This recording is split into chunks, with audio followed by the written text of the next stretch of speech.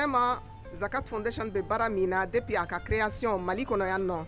ala ka u dɛmɛ alibi o be bara mina ka se ka fantanw dɛmɛ ni wagati gɛlɛ in na o min ye sunkalo ye min filɛ nin ye ka na ani seliba o dɔrɔn tɛ u y'a yirana k'a fɔ ko u b'a fɛ ka opération wɛrɛ kɛ tuguni opération ye a bɛna continuer san kalo 12 bɛɛ kɔnɔna na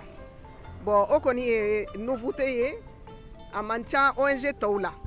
bon o tuma na u y'a ɲini an fɛ vraiment an k'a lajɛ n'a sɔrɔ an bɛ se k'u accompagner cogo min na monsieur le ministre y'a yira k'a fɔ ko vraiment an ka département bɛ yan nɔ ka ni initiative sugu accompagner k'u encourager n'an bɛ se k'u dɛmɛ ni fɛn fɛn ye inshallah an tɛ hésiter k'o kɛ. An bɛ sunkalo distribution kɛ an b'a di mɔgɔw ma a bɛ bɛn sunkalo ma nka ni sunkalo banna mɔgɔw bɛ balo de gɛlɛya dun bɛ yen dɔ dun farala gɛlɛya kan an b'a dili kɛ an dusu bɛ ɲagari parce que a bɛ diya mɔgɔw ye mais en fait aussi an bɛ trisiya dɔɔni parce que mɔgɔ dɔw bɛ fɛ k'a sɔrɔ an bɛ fɛ k'a d'u ma a t'an bolo ka d'u ma ala y'a kɛ ɲinɛ an garisɛgɛ filila dɔɔni an ko an bɛ projet wɛrɛ sigi sen kan o projet in kɔni ale bɛ kɛ kalo o kalo an bɛ fɛ ka mɔgɔ 100 sugandi an bɛ balo di mɔgɔ minnu ma kalo o kalo an bɛ fɛ ka mɔgɔ 100 sugandi an bɛ fɛ nin san kelen in kɔnɔ 2023 in kɔnɔ ni n'a bannen n'an tun sera ka mɔgɔ 1000 ko ni la hinɛ ni balo ye an tun ŋaniya dɔw ye a bɛ duwawu k'an ye an ka se k'a kɛ ɲɔgɔn fɛ. Diyara ne ye kosɛbɛ denmisɛnninw min bɛ kalan kɛ ne yɛrɛ bolo kuranna na mɔgɔ 100 ani mɔgɔ 15 olu de bɛ kalan kɛ ne bolo alhamdulillah ni situation in a diyara n ye kosɛbɛ parce que a bɛ n dɛmɛ denmisɛnninw balonko la o dun ya rabbi an bɛ duwawu kɛ awa ni tɔn in ala k'a taa ɲɛ ya rabbi ala k'a taa ɲɛ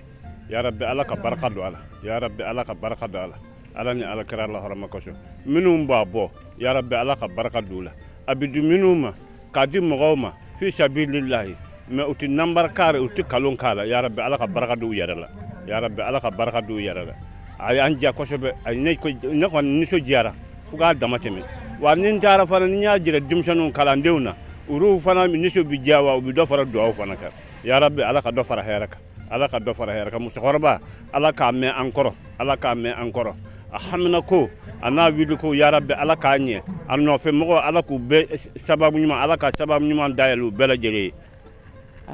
Ne t'a dɔn ne bɛ min fɔ ala ye k'a f'a ye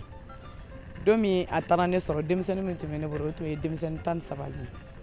ye yatimɛdenw na sɛgɛbagatɔdenw bɛ yen dɛ mais denmisɛnnin 13 min tun bɛ n bolo internat na o tun bɛ yen mais bi denmisɛnnin kɛla internat na fo 76 personnes 76 ani 6 olu bɛ internat na mais denmisɛnnin total min kɛnɛma tan ni sokɔnɔ ta m'o fara ɲɔgɔn kan 260 olu fɛlɛ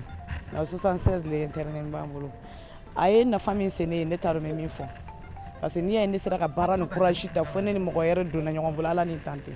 a sera a ye courage ba le di ma a ye n soutenir a ye kumakan dumaniw fɔ n ɲɛna k'an dɛmɛ di ma fana cogo denmisɛnninw bɛ se ka dusuma sɔrɔ cogo di muso cɛ sabagatɔw fana m'u bɛ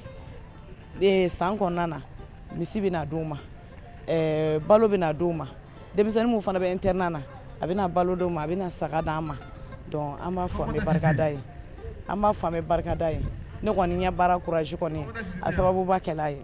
dɛmɛ min kɛla nin ye surtout sunkalo yɛrɛ ɲɛkɔrɔla la a ka kan k'u barika da parce que adamaden an bɛ don min na ko bi jamana in ka bon mais o bɛ mɔgɔ la i bɛ taa sɔrɔ hali bi an bɛ don min na ka bi u ka mɔniw y'a min ka sɔrɔ sukaro t'a la an n'a ɲɔgɔnnaw donc o la dun ni mɔgɔ min n'a nana n'a ɲɔgɔnna geste kɛ a ka kan a ka don a ka barika da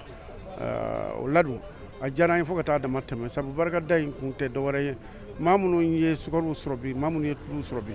a ka ca ala fɛ alhamdulilayi sunkalo ɲɛkɔrɔla la a bɛ a y'a doni dɔ b'u kunna o la dun an b'u fɔ k'u waliɲuman dɔn u ye baara min kɛ fondation partage an ka foli b'u ye an bɛ dugawu k'u ye ka dugawu don kɛ ala k'u sɔn.